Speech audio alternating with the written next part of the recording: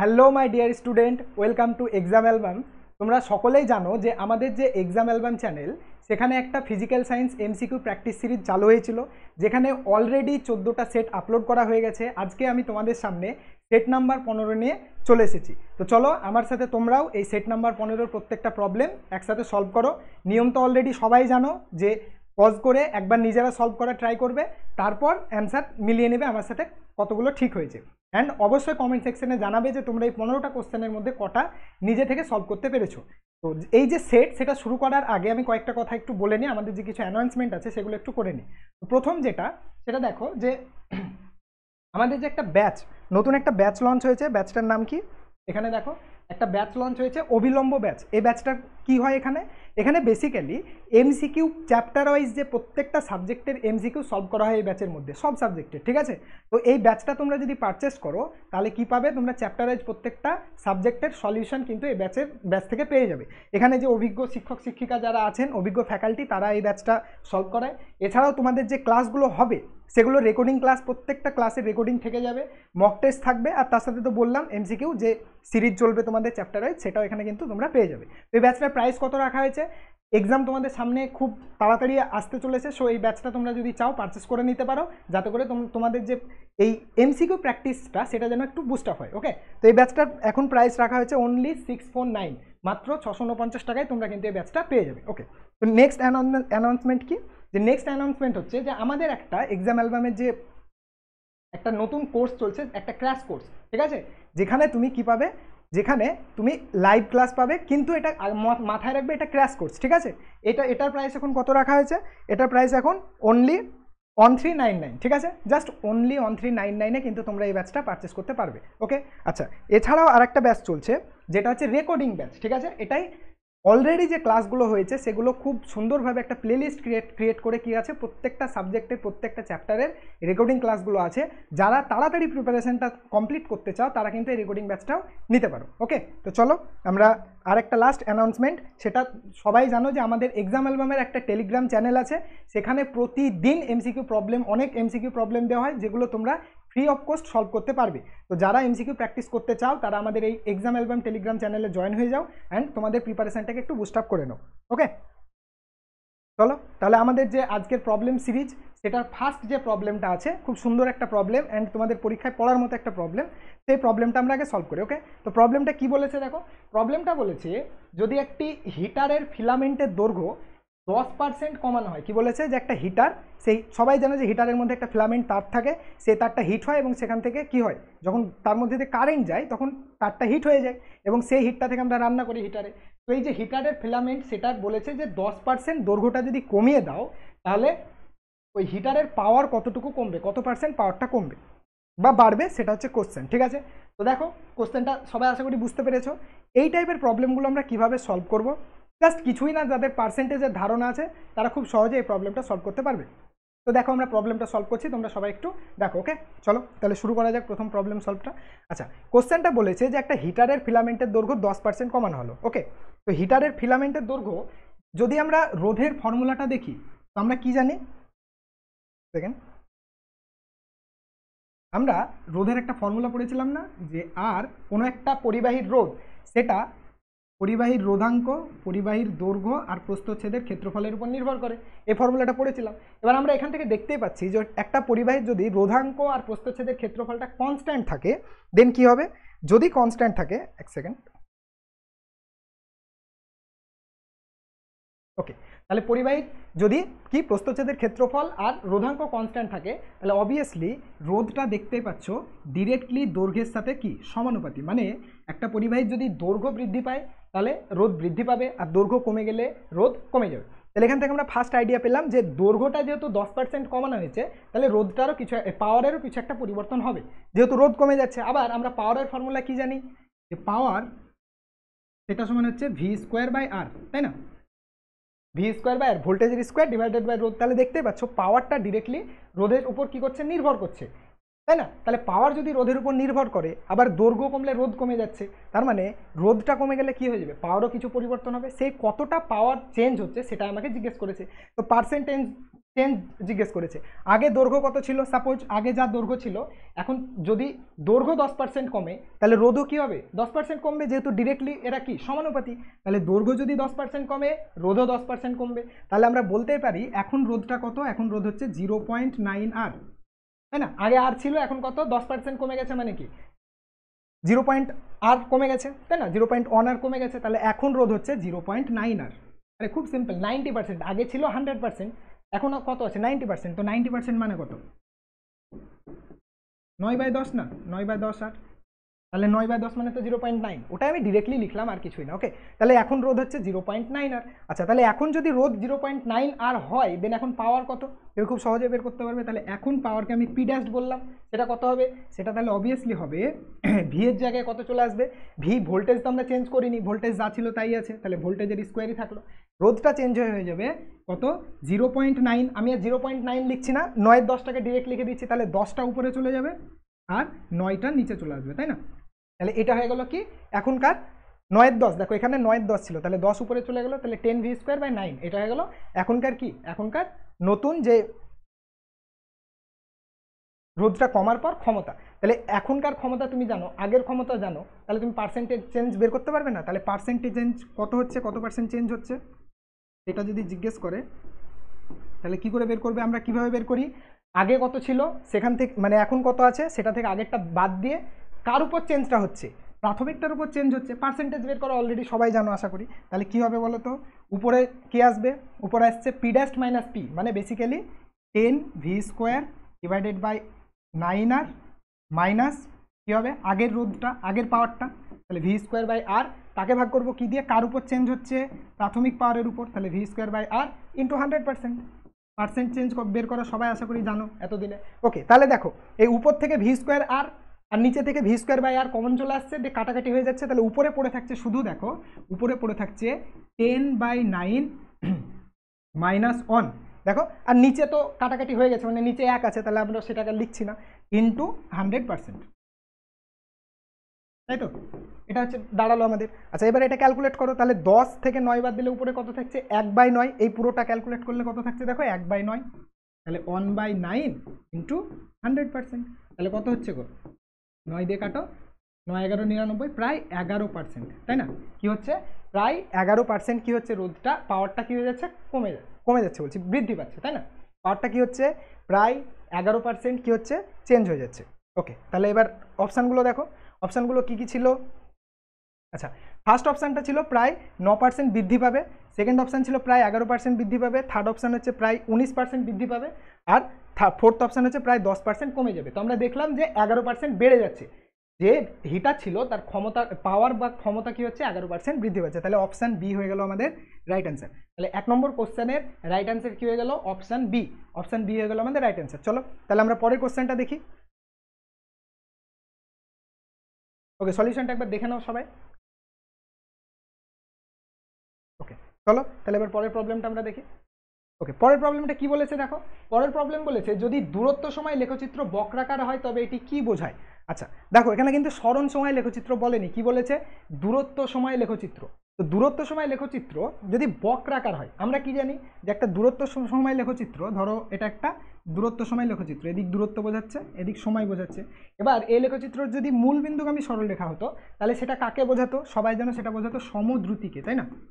কাকে বোঝাতো, সমদ্রুতি। কিন্তু এই লেখচিত্র যখন বক্রাকার হবে, একটা রেখা তৈরি হবে, ধরো এইরকম একটা কিছু রেখা বা এই টাইপের কিছু একটা রেখা, বা এগুলো না বলে এক্স্যাক্টলি এরকম টাইপ বলো, ধরো এই টাইপের একটা কিছু রেখা তৈরি হয়েছে, এই টাইপের এরকম টাইপ কিছু একটা বক্রাকার রেখা তৈরি হয়েছে। তার মানে যখনই রেখাটা বক্রাকার হয়ে যাবে, সরল রেখা হবে না, তখন সেটা কাকে বোঝাবে, সেটা বোঝাবে অসমদ্রুতিকে। কাকে, অসমদ্রুতি। যদি সরল রেখা হতো মূলবিন্দুগামী বা সরল রেখা, তাহলে কাকে বোঝাতো, সমদ্রুতি। কিন্তু বক্রাকার যদি হয় তাহলে অসমদ্রুতি। তুমি বলবে স্যার বেগও তো বলতে পারেন, বেগও তো বক্রাকার হলে সমবেগ হয়, কিন্তু এটা তো দূরত্ব সময় লেখচিত্র, বেগ তো সরণের উপর নির্ভর করে, এখানে তো সরণ বলেনি, সরণ সময় লেখচিত্র বললে অ্যান্সার কি হতো, অসমবেগ। বোঝা গেছে, আশা করি সবার ক্লিয়ার হয়ে গেছে। তাহলে চলো পরের প্রবলেমটা, আচ্ছা এটার অ্যান্সারটা লিখে দিই, কি, অসমদ্রুতি, অপশান ডি হয়ে গেল আমাদের রাইট অ্যান্সার। চলো তাহলে পরের কোশ্চেনটা দেখি। ওকে, পরের কোশ্চেনটা দেখো কি বলেছে। বলেছে নিচে একটি গাড়ির বেগ সময় লেখচিত্র দেওয়া হলো। ওকে, একটা এই যে লেখচিত্রটা দেওয়া আছে দেখতে পাচ্ছ, ভেলোসিটি ভার্সেস টাইমের একটা গ্রাফ দেওয়া আছে। আচ্ছা, দিয়ে বলেছে লেখচিত্রের কোন অংশ মন্দন বোঝায়। কি বলেছে, লেখচিত্রের কোন অংশ মন্দন বোঝায়। আচ্ছা, লেখচিত্রের দিকে যদি তাকাও তাহলে দেখতে পাবে এক সেকেন্ড, কি দেখতে পাবে যে এই ও থেকে লেখচিত্রটা শুরু হয়েছে। ওকে, ও থেকে এ পর্যন্ত, ও থেকে এক সেকেন্ড কালিটা চেঞ্জ করি দাঁড়ো। ওকে, ও থেকে এ পর্যন্ত কি ব্যাপার বলে আসছে কেন, দেখো ও থেকে এই পর্যন্ত লেখচিত্রটা কি দেখতে পাচ্ছ, বস্তুর বেগটা আস্তে আস্তে বাড়ছে সময়ের সাথে। এখন সময়ের সাথে যদি বেগ বাড়ে সেটাকে আমরা কি বলি, তার মানে আমরা দেখতে পাচ্ছি এটা ত্বরণ হচ্ছে বস্তুর, তাই না? কি হচ্ছে, ত্বরণ হচ্ছে। এবার এ থেকে বি পর্যন্ত দেখো বস্তুর বেগের কোনো পরিবর্তন হচ্ছে না, তার মানে ও থেকে এ পর্যন্ত হচ্ছে বস্তু কিসে যাচ্ছে, ত্বরণ নিয়ে যাচ্ছে। এ থেকে বি পর্যন্ত বস্তু কিসে যাচ্ছে, কালিটা চেঞ্জ হয় না কেন, এক সেকেন্ড ওয়েট করো তো।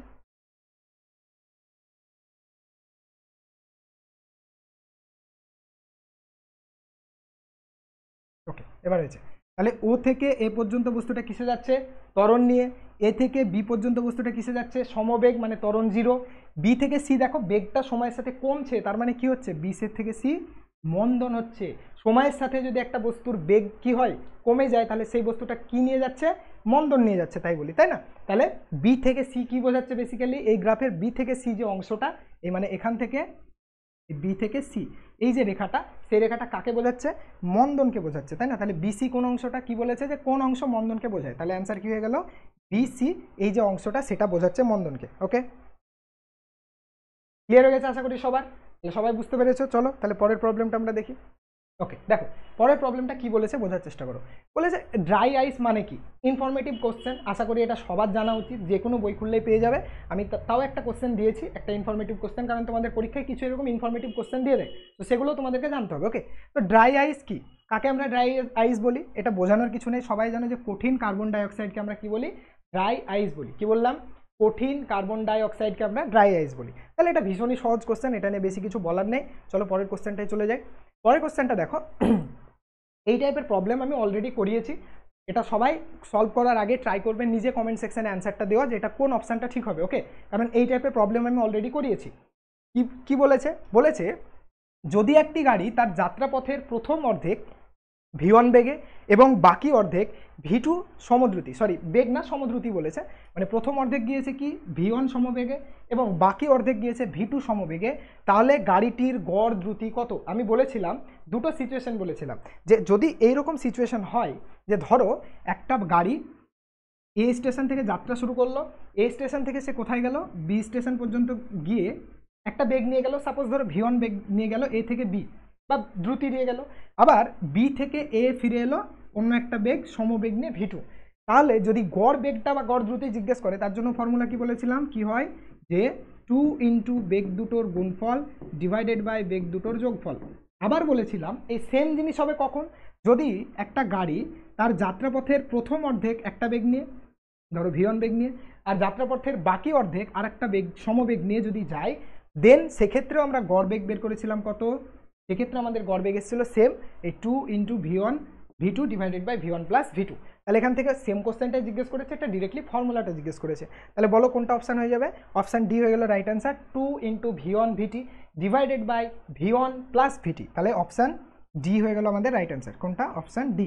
ওকে, চলো তাহলে এটা কত নম্বর কোশ্চেন ছিল, 5 নম্বর কোশ্চেন। আশা করি এই কোশ্চেনটার অ্যান্সার এইটুকু আশা রাখছি সবাই দিতে পেরেছো। আচ্ছা, এখানে একটা কথা বলে নিই, যারা ডিরেক্টলি এই 14 নম্বর লেকচারটা দেখতে আসছো তাদের কাছে একটাই রিকোয়েস্ট, সরি 15 নম্বরটা, তাদের কাছে একটাই রিকোয়েস্ট, অলরেডি যে 14টা লেকচার আপলোড করা আছে তোমরা কিন্তু আগে সেই লেকচারগুলো দেখো একবার, কারণ ওই লেকচারগুলো পুরো কি আছে, লিঙ্ক আছে। যদি ওই প্রবলেমগুলো তুমি সলিউশন পরপর দেখতে দেখতে এসো, তাহলে কি হবে, অলরেডি তোমার অনেক থিওরি কনসেপ্ট ক্লিয়ার হয়ে যাবে, যেগুলো তোমাকে এই পরের সেটগুলো করতে কিন্তু অনেক হেল্প করবে। সো আমি সাজেস্ট করবো একদম ফার্স্ট থেকে দেখা শুরু করো, সেট 1, সেট 2, সেট 3, সেট 4 এইভাবে, দেন আস্তে আস্তে এন্ডিংয়ের দিকে এসো, ঠিক আছে? চলো তাহলে আমরা পরের প্রবলেমটায় চলে যাই। পরের প্রবলেমটা কি বলেছে দেখো, বলেছে লেন্সের শক্তি যদি +2 ডায়োপ্টার হয়, ঠিক আছে, +2, ঠিক আছে। তাহলে লেন্সের ফোকাল দৈর্ঘ্য বা ফোকাস দৈর্ঘ্য এবং প্রকৃতি, মানে লেন্সটার ফোকাস দৈর্ঘ্য বা কত, আর লেন্সটার প্রকৃতি মানে লেন্সটা উত্তল লেন্স না অবতল লেন্স, সেটা তোমাকে জিজ্ঞেস করেছে। ওকে, এটা হচ্ছে কোশ্চেন। আচ্ছা, এই টাইপের প্রবলেম আমি অলরেডি সলভ করিয়েছি, তোমরা সবাই জানো যে লেন্সের পাওয়ার আর লেন্সের ফোকাস দৈর্ঘ্যের মধ্যে আমি একটা রিলেশন বলেছিলাম। কি বলেছিলাম? লেন্সের ক্ষমতা আর লেন্সের ফোকাস দৈর্ঘ্যের মধ্যে একটা রিলেশন আমি অলরেডি করিয়েছিলাম। কি ছিল রিলেশনটা বলো সবাই, কমেন্টে লেখো কি ছিল। P = 1/f, তাই না? এটা ছিল লেন্সের ফোকাস আর ক্ষমতার মধ্যে সম্পর্ক। কিন্তু এখানে আমি একটা পয়েন্ট বলেছিলাম যে এই এই শুধু এটা ইকুয়েশন না, আরেকটা ফর্মুলা আছে কি, P = 100/f, মনে আছে? আমি বলেছিলাম তুমি যে ফোকাস দৈর্ঘ্যটা এটা মিটারে নিচ্ছ না সেন্টিমিটারে নিচ্ছ তার উপর ডিপেন্ড করবে। যদি ফোকাস দৈর্ঘ্যটাকে তুমি মিটার ইউনিটে নাও তাহলে এই উপরের ফর্মুলাটা ইউজ করবে, যদি ফোকাস দৈর্ঘ্যকে সেন্টিমিটার এককে নাও তাহলে নিচের ফর্মুলাটা ইউজ করবে। আমরা অপশানে দেখলে দেখতে পাবে সবগুলো সেন্টিমিটার এককে ফোকাস দৈর্ঘ্য চেয়েছে, তার মানে আমরা কি করব, নিচের ফর্মুলাটা ইউজ করে ফোকাস দৈর্ঘ্যের মান বের করব। তাহলে এখানে যদি মান বের করো, পাওয়ারের মান কত বলা আছে, 2 বলা আছে, তাহলে ফোকাস দৈর্ঘ্য সেন্টিমিটার এককে কি হবে, 100 ডিভাইডেড বাই কত, 2। ফোকাস দৈর্ঘ্য কত হবে, 100 ডিভাইডেড বাই 2, তাহলে 100কে 2 দিয়ে ভাগ করলে কত হয়, 50 সেন্টিমিটার। তাহলে ফোকাস দৈর্ঘ্য কত হয়ে গেল, যে লেন্সটার কথা বলেছে যার ক্ষমতা 2 ডায়োপ্টার প্লাস 2 ডায়োপ্টার, তার ফোকাস দৈর্ঘ্য হয়ে গেল 50 সেন্টিমিটার। আচ্ছা, এবার অপশানে দেখো 50 সেন্টিমিটার দুটো আছে, 50 সেন্টিমিটার অবতল লেন্স, উত্তল লেন্স। এবার কি ধরনের লেন্স কি করে বুঝবো? আচ্ছা, আমি বলেছিলাম যে সব সময় মনে রাখবে উত্তল লেন্সের ক্ষমতা সবসময় কেমন হয়, পজিটিভ হয়। ক্ষমতাটা কেমন বলেছে, পজিটিভ। তো পজিটিভ কার ক্ষমতা হয়, কোন লেন্সের ক্ষমতা পজিটিভ, উত্তল লেন্সের ক্ষমতা। এগুলো অলরেডি লাইটের চ্যাপ্টারে পড়িয়েছি, ইউটিউবে ভিডিও আছে। তাহলে এটা ক্ষমতা যেহেতু পজিটিভ, পাওয়ার যেহেতু পজিটিভ, তার মানে লেন্সটা কি ধরনের লেন্স, উত্তল লেন্স। তাহলে কোন অপশানটা ঠিক হয়ে যাবে, অপশান বি হয়ে গেল রাইট অ্যান্সার, যে লেন্সটার ফোকাস দৈর্ঘ্য হবে 50 সেন্টিমিটার এবং লেন্সটা কি ধরনের লেন্স হবে, উত্তল লেন্স হবে। বোঝা গেছে? চলো দেখে নাও একবার।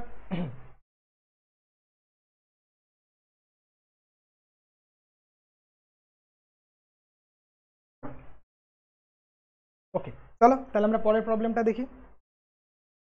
দেখো পরের প্রবলেমটা কি বলেছে, বলেছে আমাদের বাড়িতে যে 220 ভোল্ট এসি কারেন্ট আমরা ব্যবহার করি, তোমরা সবাই জানো আমাদের বাড়িতে যে ভোল্টেজ থাকে বা বিভিন্ন যে ইলেকট্রিক যন্ত্রগুলো থাকে সেগুলোর সব ভোল্টেজ কত, 220 ভোল্টে তারা কাজ করে। দিয়ে বলেছে এখানে যে 220 ভোল্ট এটা কি নির্দেশ করে, মানে কোন কারেন্টকে নির্দেশ করে, কনস্ট্যান্ট ভোল্টেজ বা কোন ভোল্টেজকে নির্দেশ করে, এফেক্টিভ ভোল্টেজ, পিক ভোল্টেজ না সবকটি, চারটা অপশান দিয়েছে। আচ্ছা দেখো, আমরা যখন একটা এসি কারেন্ট দেখবো, তোমরা অলরেডি জানো যে এসি কারেন্ট আর ডিসি কারেন্টের মধ্যে ডিফারেন্স কি, যে এসি কারেন্ট কীরকম হয়, ওয়েভের মতো হয়, তাই না, এরকম ওয়েভ। আমি বলেছিলাম যে এটা যদি একটা ওয়্যার হয়, একটা যদি তার হয়, তাহলে কি এসি কারেন্ট কি হয়, একবার এই ডিরেকশনে যায়, পরের সেকেন্ডে এই ডিরেকশন চেঞ্জ করে, তাহলে একবার ওইদিকে একবার এইদিকে, একবার এইদিকে একবার এইদিকে, এইভাবে বারবার বারবার কি করছে, ডিরেকশন চেঞ্জ করছে। কতবার, 1 সেকেন্ডে 50 বার এইভাবে ডিরেকশন চেঞ্জ করে। ওকে, বোঝাতে পারলাম? তাহলে এসি কারেন্ট এইভাবে যায়। দেখো দেখো, এটা যদি ভোল্টেজ ভার্সেস সময়ের একটা গ্রাফ দেখো, এটা যদি ভোল্টেজ, তাহলে এই যে উপরে একদম ম্যাক্সিমাম ভোল্টেজ যেটা দেখতে পাচ্ছ, তাহলে এসি কারেন্টের ওরকম ফিক্সড ভোল্টেজ নেই যে একদম 220 মানে 220 সবসময় থাকবে, এটা না, ওটা ডিসি কারেন্টের ভোল্টেজ। এসি কারেন্টের ভোল্টেজ 0 থেকে ম্যাক্সিমাম পর্যন্ত কি করে, ভ্যারি করে। দেখো এখানে যখন ভোল্টেজটা, তখন ভোল্টেজ 0, তারপর ভোল্টেজ বাড়ছে, বাড়তে বাড়তে বাড়তে ম্যাক্সিমাম গেল এখান পর্যন্ত। এই যে ম্যাক্সিমাম ভোল্টেজ, সব থেকে বেশি ভোল্টেজ, সেই ভোল্টেজটার নাম কি, সেই ভোল্টেজটার নাম হচ্ছে পিক ভোল্টেজ। ওকে, কি বললাম, এটার নাম পিক ভোল্টেজ। মানে এর থেকে বেশি ভোল্টেজ সম্ভব না। এবার পিক ভোল্টেজ যখন গেল, তারপর আস্তে আস্তে ভোল্টেজ কমতে কমতে একসময় 0 হবে, দেন আবার নেগেটিভে পিকে যাবে, ঠিক আছে? তাহলে এটা হচ্ছে ব্যাপার। আচ্ছা, তাহলে এই যে 220টা কি, আচ্ছা এই 220 যে ভোল্টেজ, এটাকে বলা হচ্ছে আরএমএস ভোল্টেজ। কি বললাম, আরএমএস ভোল্টেজ। কি জিনিস এখন জানার দরকার নেই, জাস্ট ফুল ফর্মটা মনে রাখবে, রুট মিন স্কোয়ার ভোল্টেজ, ঠিক আছে? এটা তোমার একটা ফর্মুলা যদি দেখো, জাস্ট এটা সলভ করার জন্য বলছি, কাইন্ড অফ গড়ের মতো ভাবতে পারো। মানে এই কোথাও তো ভোল্টেজটা ফিক্সড না, তাই না, কখনো 0, কখনো কত ম্যাক্সিমাম 311 আসবে, দেখাচ্ছে একটু পরই, কখনো 0 হচ্ছে, কখনো ম্যাক্সিমাম হচ্ছে। তাহলে আমরা 0 আর 311 না নিয়ে একটা নতুন নিয়ম বের করেছি, যেটাকে বলা হচ্ছে আরএমএস। কি জিনিস এখন বুঝতে হবে না, ভাবো গড়ের মতো, এক্স্যাক্ট গড় কিন্তু না, ঠিক আছে, গড়ের মতো একটা জিনিস। তাহলে ভেবে নাও যে সব ভোল্টেজগুলোর একটা গড় নিয়েছে, এরকম টাইপ ভাবো। আচ্ছা, তাহলে ভিআরএমএস এটা সমান হয় পিক ভোল্টেজ, তাকে √2 দিয়ে যদি ভাগ করো, তাহলে আরএমএস ভোল্টেজ পাবে। এই যে আমাদের বাড়িতে আমরা বলছি যে বাড়ির সব কিছু 220 ভোল্টে কাজ করে, এই 220 ভোল্টটাকে বলা হয় আরএমএস ভোল্টেজ বা ইফেক্টিভ ভোল্টেজ। তোমার ভোল্টেজ, তাহলে তুমি পিক ভোল্টেজ কত বের করো তো, তাহলে যদি এটা বের করো, তাহলে দেখো কত হচ্ছে, আরএমএস ভ্যালু কত বললাম, 220, তাকে √2 দিয়ে গুণ করো, √2 দিয়ে গুণ করলেই দেখবে আসবে 311 ভোল্ট। তার মানে আমাদের বাড়িতে ম্যাক্সিমাম কারেন্ট কত আসতে পারে, 311 ভোল্ট পর্যন্ত আসতে পারে। এসি কারেন্ট যেহেতু আসছে, দেখতে পাচ্ছ এই দেখো পিক ভোল্টেজ, এই ভি নটকে বললাম পিক ভোল্টেজ, ভি নটটা হচ্ছে পিক ভোল্টেজ, ইকুয়েশনে ভি নটটা পিক ভোল্টেজ, আর এই যে VRMS দেখছো এটা হচ্ছে 220টা। তাহলে এখান থেকে আমরা দেখলাম পিক ভোল্টেজের মান হচ্ছে 311। তাহলে আমাদের বাড়িতে 0 ভোল্ট 311 ভোল্ট এই কারেন্ট ফ্ল্যাকচুয়েট করছে। দেন আমরা এক্স্যাক্ট একটা ভ্যালু নেওয়ার জন্য কি করেছি, গড়ের মতো একটা জিনিস যেটাকে RMS বলছি সেটা বের করেছি। তার মানে 311 ভোল্ট এলেও আমাদের কাজে লাগছে ম্যাক্সিমাম ওভারঅল কত, 220। তার জন্য এটাকে আমরা কি বলি, এফেক্টিভ ভোল্টেজ। কি বললাম, অপশন বি হয়ে গেল রাইট অ্যান্সার, এফেক্টিভ ভোল্টেজ। ওকে, দেখো পরের কোশ্চেনটা দেখো।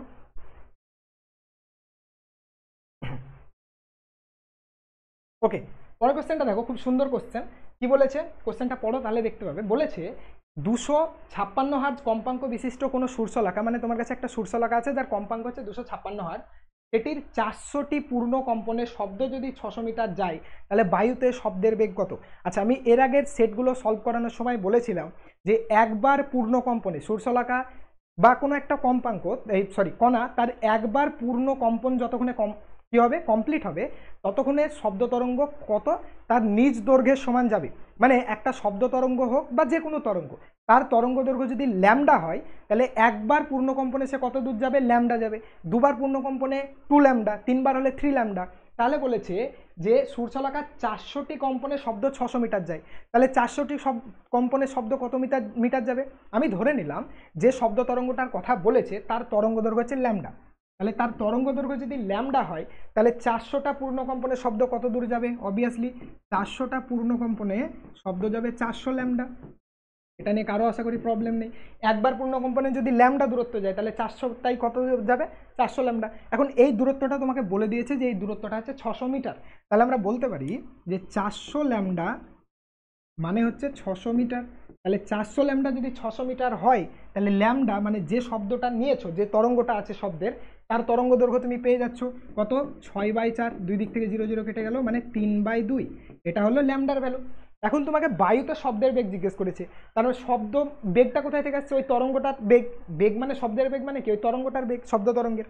তাহলে আমরা জানি যে কোনো তরঙ্গের বেগ আমরা কি করে বের করি, বেগ সমান হচ্ছে ওই তরঙ্গের কম্পাঙ্ক ইন্টু তরঙ্গের তরঙ্গ দৈর্ঘ্য। দেখো তরঙ্গ দৈর্ঘ্য অলরেডি বের করে নিয়েছো, ল্যামডা সমান 3/2।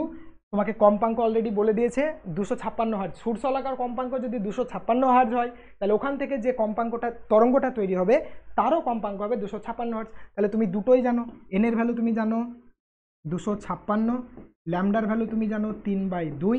ক্যালকুলেট করো তাহলেই চলে আসবে কত, দেখো 256কে 2 দিয়ে কাটলে কত আসে, 128, 128, তাকে 3 দিয়ে গুণ করো তাহলে চলে আসবে 384। তাহলে বায়ুতে শব্দের বেগ হচ্ছে 384 মিটার পার সেকেন্ড। দেখে নাও সবাই প্রবলেমটা, আশা করি সবার ক্লিয়ার হয়ে গেছে। খুব সহজ, দুটো জিনিস মনে রাখবে।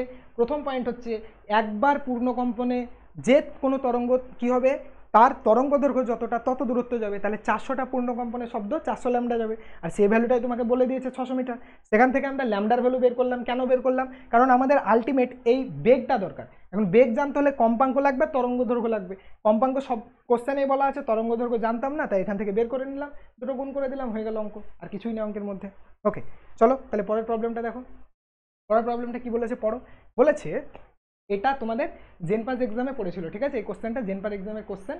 দেখো এই টাইপের যদি ইররের কোনো কোশ্চেন দিয়ে দেয় তার জন্য আমি করালাম এটা। ওকে, করাচ্ছি। কি বলেছে, বলেছে 1 mm লঘিষ্ঠ ধ্রুবক বিশিষ্ট, মানে যে যন্ত্রটা একটা রেখা স্কেল বলেছে, রৈখিক স্কেল, সেই স্কেলটা মিনিমাম কত দূরত্ব মাপতে পারে, তার থেকে কম পারবে না।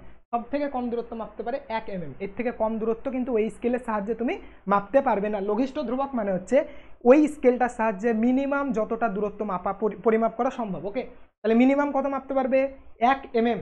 তাহলে বলেছে 1 mm লঘিষ্ঠ ধ্রুবক বিশিষ্ট একটি রৈখিক স্কেলের রৈখিক স্কেলের সাহায্যে একটি বস্তুর দৈর্ঘ্য পরিমাপ করে পাওয়া গেল দৈর্ঘ্যটা হচ্ছে 60 সেন্টিমিটার। তাহলে বলেছে দৈর্ঘ্য পরিমাপের সম্ভাব্য শতকরা ত্রুটি কত। মানে যে কোনো একটা পরিমাপ করতে গেলেই তাতে একটা ত্রুটি হওয়ার সম্ভাবনা বা কি থাকে, প্রবাবিলিটি থাকে। সেই কতটুকু ত্রুটি হতে পারে বা কত পার্সেন্ট ত্রুটি হতে পারে যদি তুমি ওই স্কেলটার সাহায্যে 60 সেন্টিমিটার দূরত্বকে পরিমাপ করতে চাও। আচ্ছা, তাহলে কিভাবে পরিমাপ করবে দেখো। তোমাকে প্রথম আমরা দেখলাম যে স্কেলটার লঘিষ্ঠ ধ্রুবক হচ্ছে 1 mm। কি বলেছি, স্কেলটার লঘিষ্ঠ ধ্রুবক 1 mm। 1 mm মানে কত গো, 0.1 সেন্টিমিটার। তার মানে তুমি মিনিমাম কত এরর হতে পারে, তুমি যখনই পরিমাপ করতে পারবে 0.1 হচ্ছে মিনিমাম, ওর থেকে কম দূরত্ব তুমি পরিমাপ করতে পারবে না। তাহলে ত্রুটি কিভাবে পরিমাপ করব, এই মিনিমাম, সরি এক সেকেন্ড, ত্রুটি কিভাবে পরিমাপ করব, পার্সেন্ট এরর, পার্সেন্ট ত্রুটি কিভাবে পরিমাপ করব, মিনিমাম কতটা ডিস্টেন্স আমি পরিমাপ করছি সেটা কত 0.1 ডিভাইডেড বাই কত দূরত্ব পরিমাপ করছি, কতটুকু পরিমাপ করছি 60 সেন্টিমিটার, তাহলে 0.1 সেন্টিমিটার এটা হচ্ছে মিনিমাম ডিস্টেন্স, ডিভাইডেড বাই আমি কতটা পরিমাপ করছি 60 সেন্টিমিটার ইন্টু 100%, যেহেতু পার্সেন্ট এরর বের করতে বলেছে, ইন্টু 100%। তাহলে 0.1, এই জিরো কেটে গেল, 1কে 10 দিয়ে গুণ করো, 0.1কে 10 দিয়ে গুণ করো, তাহলে কত পাবে 1 পাবে, তাহলে 1/6 মানে কত 0.1667%। ক্যালকুলেট করে দেখবে এটা আসবে অপশান এ হয়ে যাবে রাইট অ্যান্সার 0.1667%। ওকে, বোঝা গেল, মানে এরকম আসবে 0.166666 চলে যাবে। আমরা জানি যে অনেকগুলো যদি পরপর সংখ্যা রিপিট হয় তাহলে পরের সংখ্যাটা নিয়ে নিতে হয়, তাহলে 6 জায়গায় চলে এলো 7। ওকে, দেখে নাও।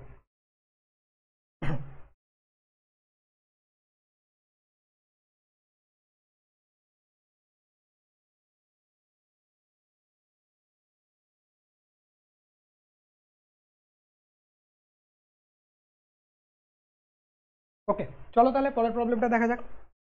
দেখো পরের প্রবলেমটা কি বলেছে, পরের প্রবলেমটা কি বলেছে, বলেছে বলয় পরীক্ষার সাহায্যে কোনটিকে শনাক্ত করা হয়, মানে নিচে যে কতগুলো অ্যাসিড দিয়েছে দিয়ে বলেছে বলয় পরীক্ষার সাহায্যে কোনটিকে শনাক্ত করা যায়। তো আমাদের যে অ্যাসিড খাত চ্যাপ্টারে সেখানে 3টে অ্যাসিড সম্পর্কে আমাদেরকে পড়তে হয়, একটা কি HCl, একটা নাইট্রিক অ্যাসিড, একটা সালফিউরিক অ্যাসিড। তো আমরা জানি যে নাইট্রিক অ্যাসিডকে বলয় পরীক্ষার সাহায্যে আমরা শনাক্ত করতে পারি, কাকে, নাইট্রিক অ্যাসিডকে। তাহলে সালফিউরিক অ্যাসিডকে কিসের সাহায্যে শনাক্ত করা যায়, বেরিয়াম ক্লোরাইড। সালফিউরিক অ্যাসিডকে কিসের সাহায্যে, BaCl2, এগুলো মনে রাখবে, ঠিক আছে, কোন অ্যাসিডটাকে কিসের সাহায্যে, এই বেরিয়াম ক্লোরাইডের সাহায্যে আমরা সালফিউরিক অ্যাসিডকে শনাক্ত করি। HCl কে কিসের সাহায্যে শনাক্ত করি, সিলভার নাইট্রেট, AgNO3। সিলভার নাইট্রেটকে HCl এর সাহায্যে HCl কে, আর নাইট্রিক অ্যাসিডকে বলয় পরীক্ষা বলে একটা পরীক্ষা আছে, এক্সপেরিমেন্ট আছে, সেটার সাহায্যে আমরা শনাক্ত করি। আর সালফিউরিক অ্যাসিডকে BaCl2 বা বেরিয়াম ক্লোরাইডের সাহায্যে আমরা শনাক্ত করে থাকি। ওকে, তাহলে রাইট অ্যান্সার কোনটা হয়ে গেল, বলয় পরীক্ষা বলেছে মানে অপশন বি হয়ে গেল আমাদের রাইট অ্যান্সার। চলো তাহলে পরের কোশ্চেনটা দেখি, এটা সহজ কোশ্চেন ছিল, আশা করি এটা সবাই পারবে। আচ্ছা, তার আগে একটা কথা, আমাদের যে একটা নতুন অফার দেওয়া হয়েছে কি, মক টেস্টের উপর। তোমরা যদি সামনে পরীক্ষা আসো, এখন মক টেস্ট কতটা ইম্পর্টেন্ট তোমরা সকলেই জানো। যদি ফুল লেন্থ মক টেস্ট তোমরা দিতে চাও, 30টা টোটাল আছে, ঠিক আছে, 30টা মক টেস্ট দিতে পারবে ফুল লেন্থ, মানে তোমাদের একদম অ্যাকুরেট পরীক্ষা যেভাবে হয় সেই টাইম মেনটেন করে মক টেস্টগুলো নেওয়া হবে। সেটা নিউ প্রাইস হচ্ছে 139 টাকা অনলি।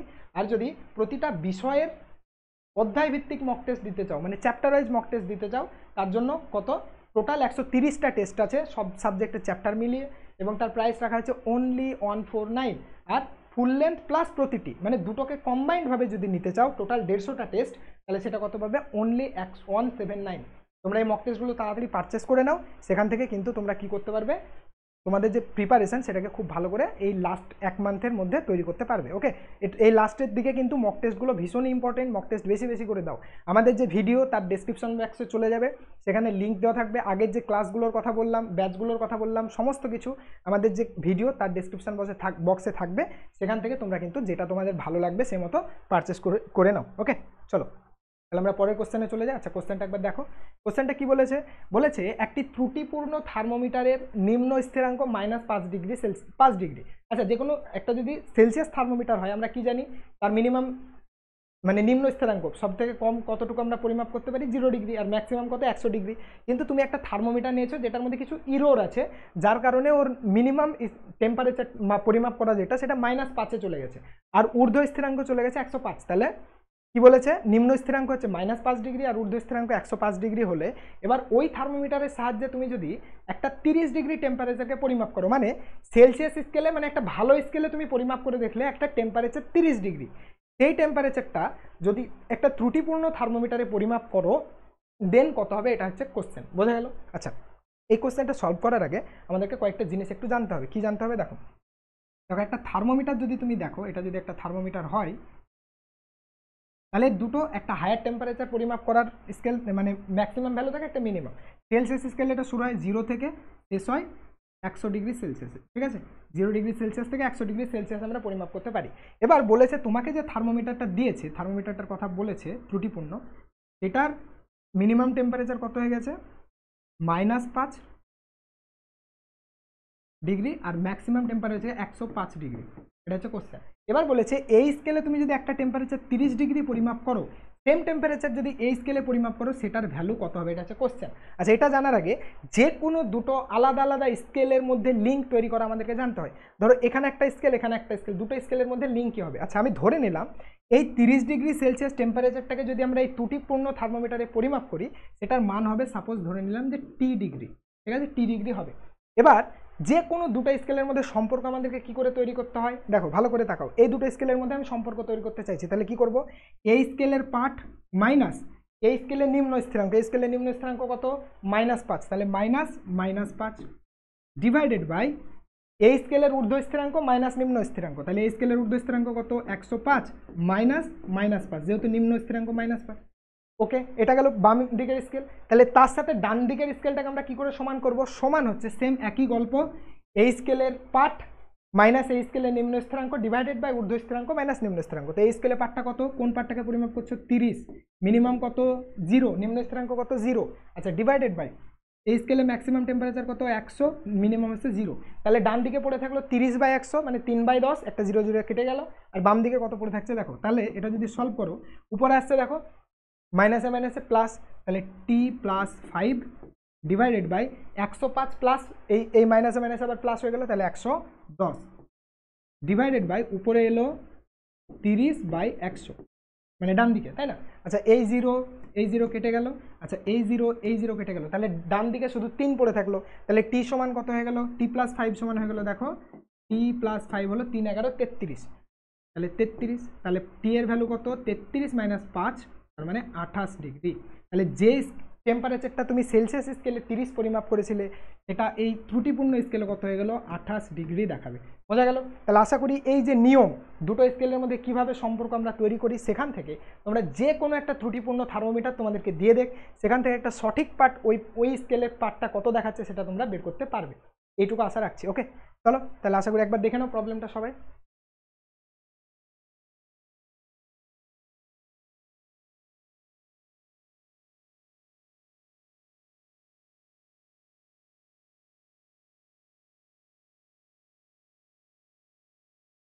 ওকে, তাহলে চলো পরের প্রবলেম আমরা দেখি।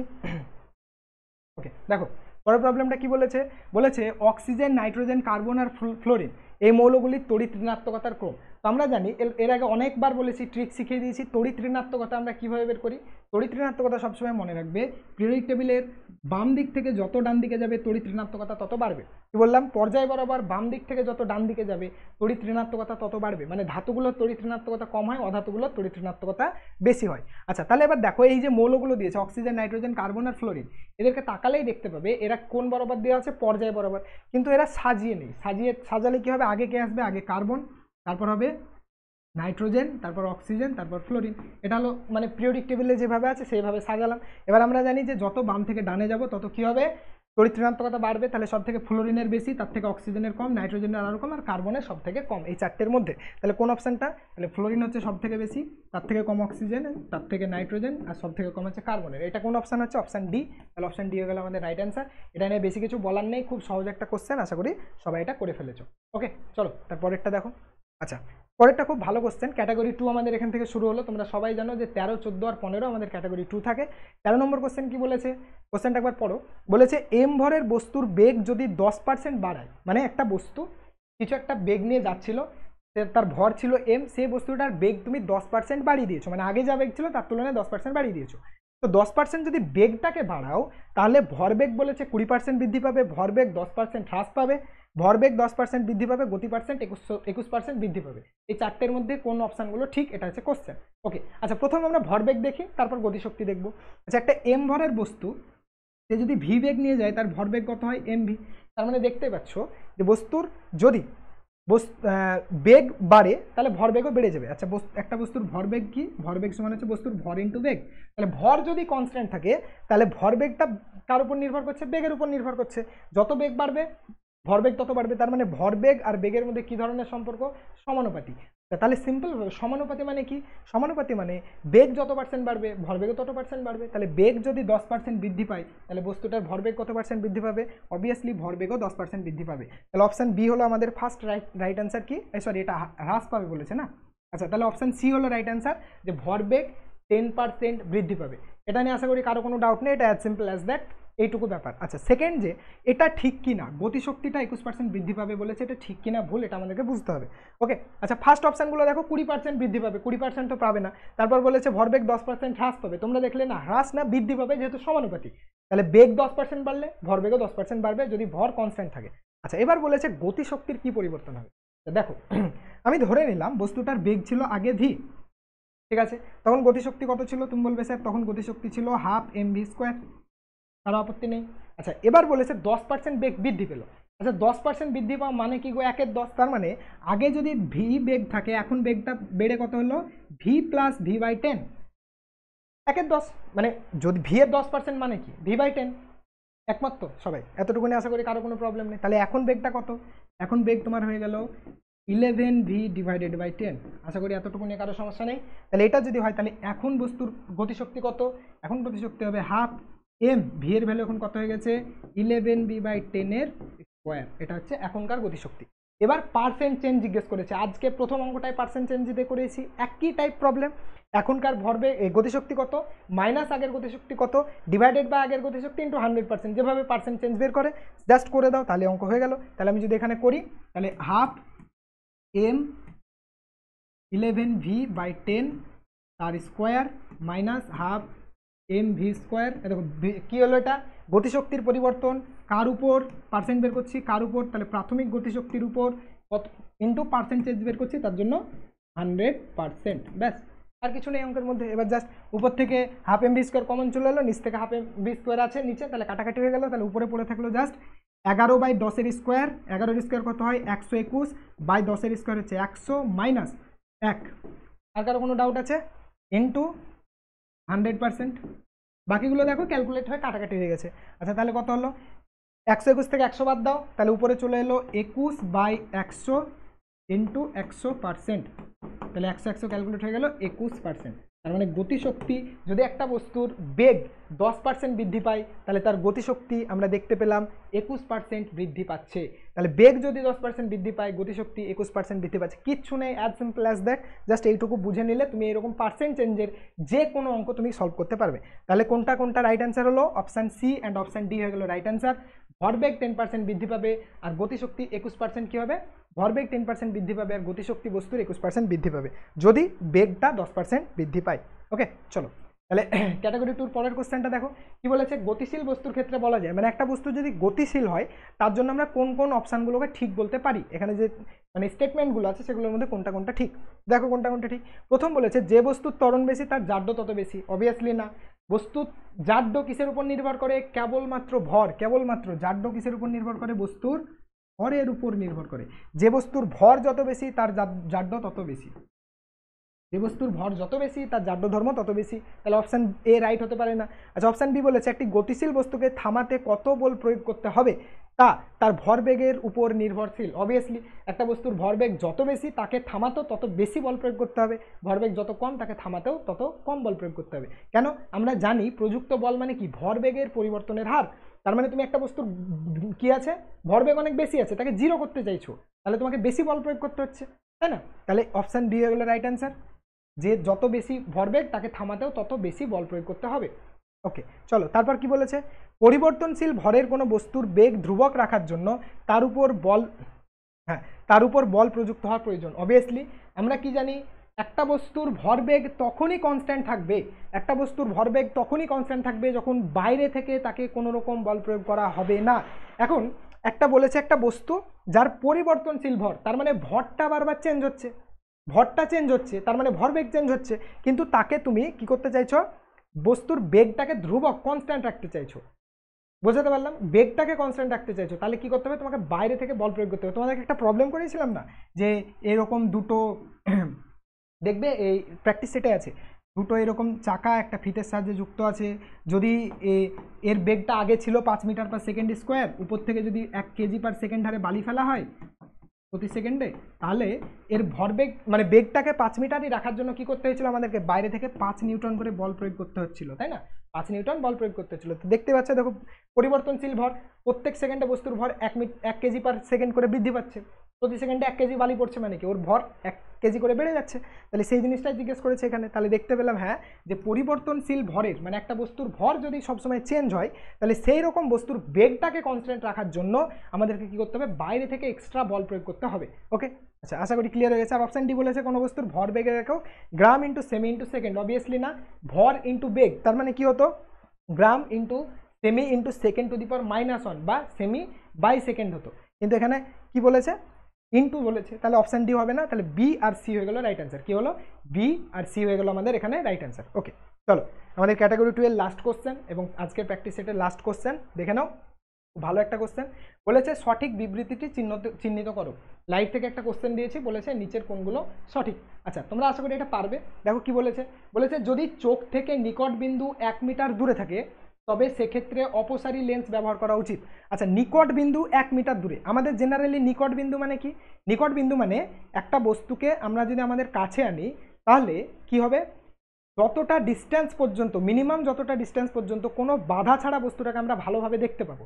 দেখো একটা পার্টিকুলার ডিস্টেন্সের পর মনে হচ্ছে যেন বস্তুটাকে ফোকাস করার জন্য আমাদের চোখ বড় করতে হচ্ছে, মাথা যন্ত্রণা করছে। তাহলে স্বাভাবিকভাবে যতটা ডিস্টেন্স পর্যন্ত একটা বস্তুকে দেখতে পাবো তার ভিতরে বস্তু প্রবেশ করে গেলে আমরা চোখ দিয়ে দেখতে পাবো না, সেই ডিস্টেন্সটাকে বলা হচ্ছে নিকট বিন্দু। একটা স্বাভাবিক চোখের জন্য নিকট বিন্দু কত হয়, 25 সেন্টিমিটার হয়। এবার বলেছে নিকট বিন্দু যদি 1 মিটার হয় তার মানে তোমার নিকট বিন্দু স্বাভাবিক থেকে দূরে চলে গেছে, তার মানে তোমার কি ধরনের রোগ হয়েছে, হাইপারমেট্রোপিয়া। আমি বলেছিলাম না দূরদৃষ্টি, যখনই নিকট বিন্দু দূরে চলে যাবে তার মানে তোমার কি ধরনের রোগ হয়েছে, হাইপারমেট্রোপিয়া। এখন হাইপারমেট্রোপিয়াতে আমরা অপসারী লেন্স ব্যবহার করি না অভিসারী, উত্তল লেন্স ব্যবহার করি। তো উত্তল লেন্স কি ধরনের লেন্স, অভিসারী, কিন্তু এখানে বলেছে অপসারী লেন্স ব্যবহার করতে হবে, তার মানে অপশন এ হয়ে গেল ভুল। কারণ আমাদের হয়েছে হাইপারমেট্রোপিয়া কিন্তু আমরা ব্যবহার করছি অবতল লেন্স বা অপসারী লেন্স। আচ্ছা অপশন বি কি বলেছে, যদি চোখ থেকে দূরতম বিন্দু 1 মিটার দূরে থাকে তবে সেক্ষেত্রে, এটা তো বাকিগুলো লেখাই নেই গো। আচ্ছা ওটা পরে দেখছি, অপশন বি হয়তো কোনো কারণে টাইপিং মিস্টেক হয়ে গেছে। অপশন সি বলেছে যদি দূরতম বিন্দু সামনে এগিয়ে যায়, মানে দূরের বিন্দুটা সামনে এগিয়ে আসে তবে অপসারী লেন্সের ক্ষমতা হ্রাস করা উচিত। দেখো কি বলেছে, তোমাদের দূরতম বিন্দুটা চোখের সামনে এগিয়ে এসছে, তার মানে তোমরা যে লেন্সটা দেখতে পাচ্ছ দূরতম বিন্দু কাছে এসছে, তার মানে কি লাইটটা যদি আমি ছবি দিয়ে দেখাই একটু তাহলে বুঝতে পারবে। যদি আমাদের এটা চোখ হয়, ধরো এটা যদি আমাদের চোখ হয়,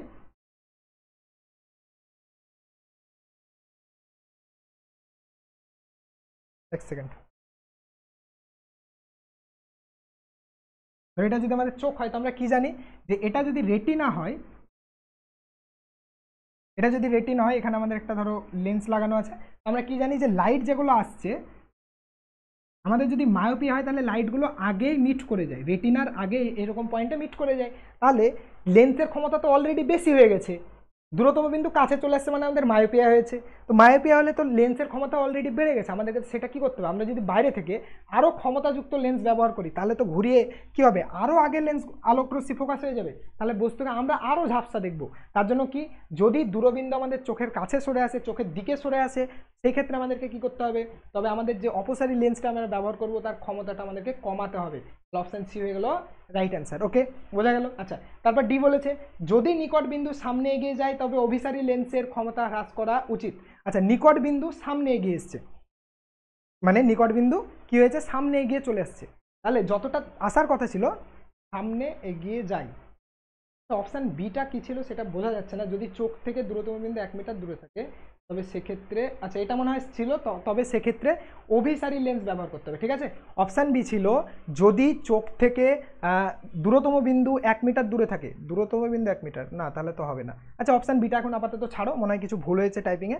আচ্ছা তারপর ডি কি বলেছে, যদি নিকট বিন্দু সামনে এগিয়ে যায়, নিকট বিন্দু সামনে এগিয়ে এসছে মানে আমাদের 25 সেন্টিমিটার তার থেকে সামনে এগিয়ে গেছে, তবে অভিসারী লেন্সের ক্ষমতা হ্রাস করা উচিত। অভিসারী লেন্সের ক্ষমতা হ্রাস করা উচিত না বাড়ানো উচিত। আচ্ছা এখানে সামনে এগিয়ে আসা বলতে কি বলতে চেয়েছে সেটা বোঝো, বলেছে সামনে এগিয়ে এসছে তার মানে কি চেয়েছে, তোমার যে নিকট বিন্দু সেটা কত ছিল, 25 সেন্টিমিটার আগে ছিল, সেখান থেকে এগিয়ে যায় মানে দূরে চলে গেছে তাই বলেছে। ঠিক আছে, আমার চোখের থেকে আরও দূরে চলে গেছে, তো নিকট বিন্দু যদি দূরে চলে যায় আর আমরা যদি অভিসারী লেন্সের ক্ষমতা হ্রাস করে দিই তাহলে কি হবে গো, ক্ষমতা হ্রাস করলে লাইটগুলো তো আরও দূরে চলে যাবে। আচ্ছা দেখো কি হয় চোখে, ধরো এটা আমাদের যদি কি থাকে রেটিনা হয়, তাহলে এটা যদি লেন্স হয় তাহলে এক্ষেত্রে কি হয়, লাইটগুলো যেখানে মিট করার কথা তার থেকে দূরে গিয়ে মিট করে, তাই না?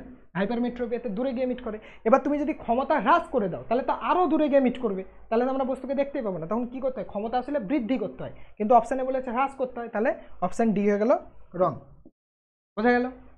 অপশান বিটা কি ছিল? যদি চোখ থেকে দূরতম বিন্দু 1 মিটার দূরে থাকে তবে সেক্ষেত্রে, অপশান বিটা পুরোপুরি এক্স্যাক্টভাবে এখানে দেওয়া নেই, টাইপিংয়ে কোনো ইরোর হয়েছে হয়তো।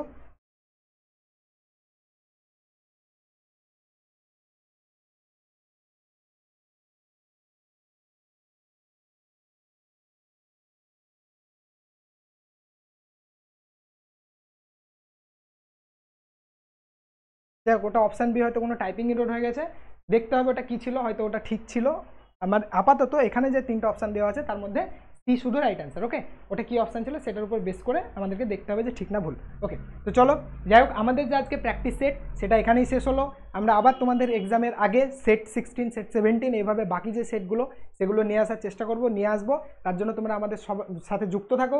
আমাদের যে এক্সাম অ্যালবাম চ্যানেল সেটাকে সবাই অবশ্যই সাবস্ক্রাইব করে নিও, এবং নোটিফিকেশান বেল আইকনটাকে কি অবশ্যই প্রেস করে দিবে, যাতে যখনই কোনো ভিডিও আসে সেটা যেন তোমরা দেখতে পাও। আর ক্লাস কেমন লাগলো, কিছু ইমপ্রুভমেন্ট করার দরকার আছে কি না, সেগুলো কিন্তু অবশ্যই তোমরা কমেন্ট সেকশনে জানাও। তোমরা সবাই ভালো থাকো অ্যান্ড ভালো করে পড়ো। আর বেশি এক্সামের সময় নেই, এই একটা মাস সব কিছু বাদ দিয়ে জাস্ট পড়াতে ফোকাস করো, বাকি সব কিছু এক মাসের পর কিন্তু তোমরা করতে পারবে। ওকে, তো চলো, টিল দেন, গুড বাই সবাইকে, টাটা।